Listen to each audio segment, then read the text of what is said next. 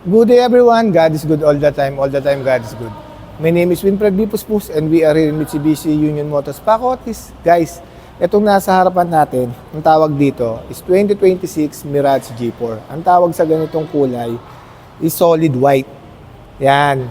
Guys, kung mapapansin nyo guys ang pinakabago dito, itong daytime running light, naka-LED na siya ngayon, tapos yung projector headlight niya, naka-LED na rin. Tapos, yung fog lights niya, naka-LED na rin. Tapos guys, kung makikita nyo itong front grille design niya, napaka-futuristic. Naka-piano black finish with silver accent. Yan. Yan yung mga binago rito sa 2026 Mirage G4. Pero guys yung engine nila, same din yon. Same pa rin naman yung engine. Papakita ko pa rin sa inyo yung engine guys. Buksan ko lang yung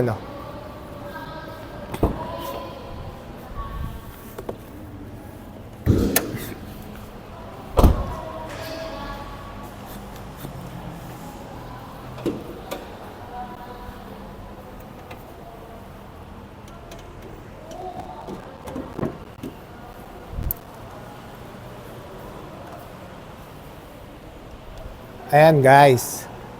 Ayan, same pa rin naman yung engine ni Mirage G4. 1.2 liters, 3-cylinder inline, double overhead camshaft with the Maybach technology. Yung Maybach, yung Mitsubishi Innovative Valve Electronic Timing Control. Yung meron tayong tatlong benefits kapag naka-Maybach tayo. Yung more power, less emission, and then yung fuel efficiency. Yan. Yan yung engine ni Mitsubishi Mirage G4. Tapos guys, punta naman tayo dito sa kanyang side profile. Ayan.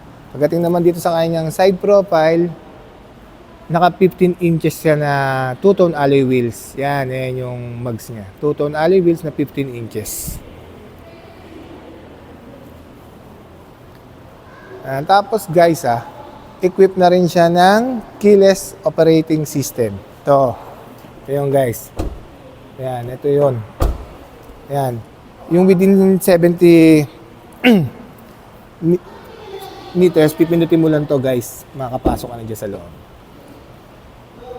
Kasi siyempre, dito sa kanyang gilid, ayan, kung makikita, kung mapapansin nyo guys naka-piano black finish yung dito sa pindutan natin.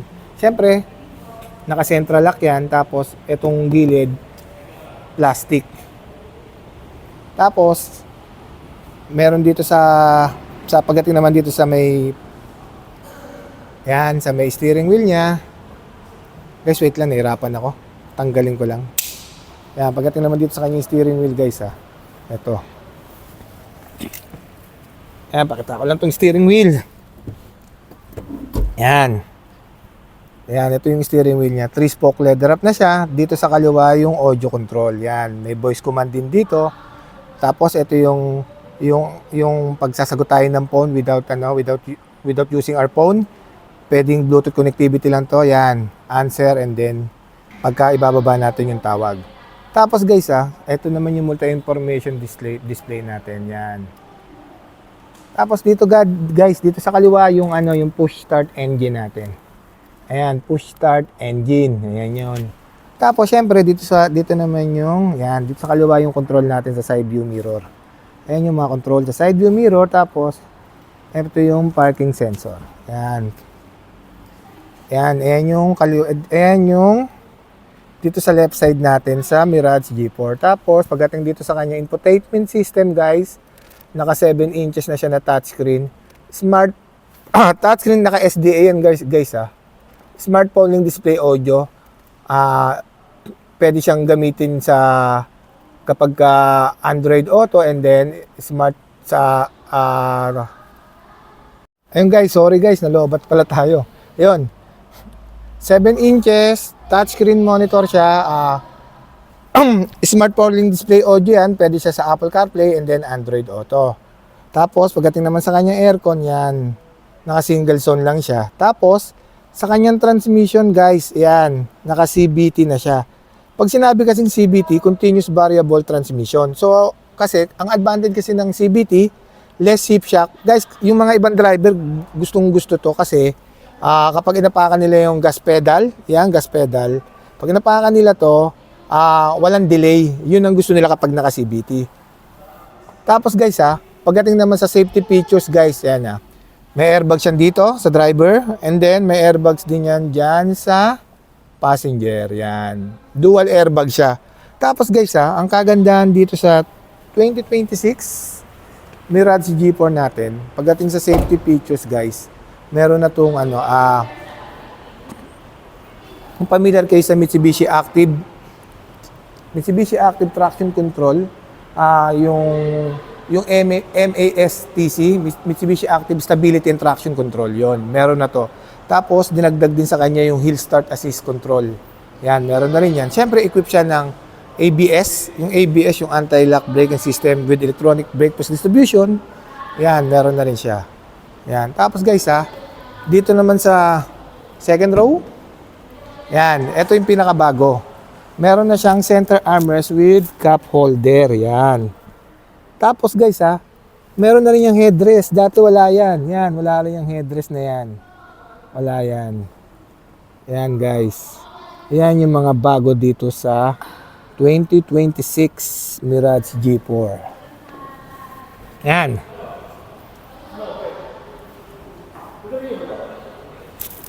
Yan. Tapos guys pagdating naman sa kanya, fuel tank capacity 42 liters. Yan. Guys pagdating sa fuel consumption nito guys, napakatipid nito. Siyempre, meron tayong mga factors na sinusunod pagdating sa fuel consumption, yung driving habit, tapos road condition, saka kung mabigat yung sasakyan. Pero nag-average to guys ng 22 liter. 22 kilometers per liter. Yan. Tapos guys, tignan natin yung likod.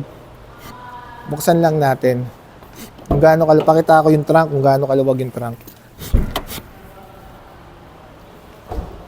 Yan, guys, napakaluwag na itong trunk. Yan, guys, ang sukat na itong trunk na to, guys, 450 liters. Yan, napakaluwag. Maraming gamit na pwede natin ilagay. Yan, yung trunk.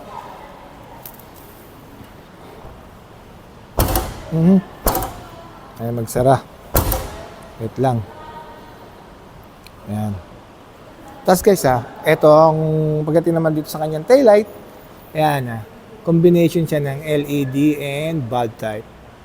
Tapos dito sa ilalim may yan.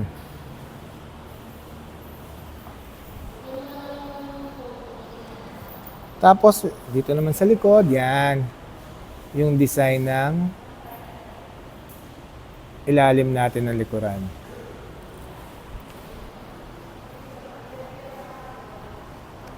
Yan.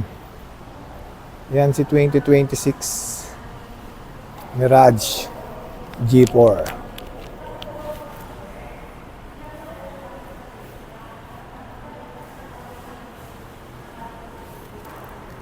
Yan guys.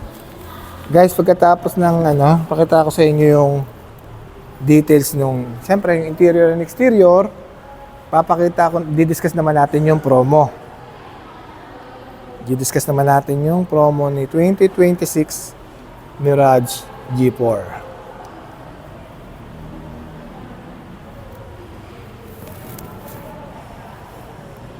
Nga guys, napakita ko na sa inyo yung exterior and then interior. Pag-usapan naman natin yung promo. Guys, meron kami ngayon na 15,000 lang yung monthly nito. Inclusive na rin yung 1-year comprehensive insurance, 3 years LTO and chattel mortgage. Tapos, siyempre, pagdating naman sa mga freebies, guys, kung ano yung gusto nyo yung freebies, madali lang naman po kausap. Bibigay natin lahat yon. Gusto nyo ng visor, dashcam, car cover, deep dish matting, full tank, bibigay natin yun.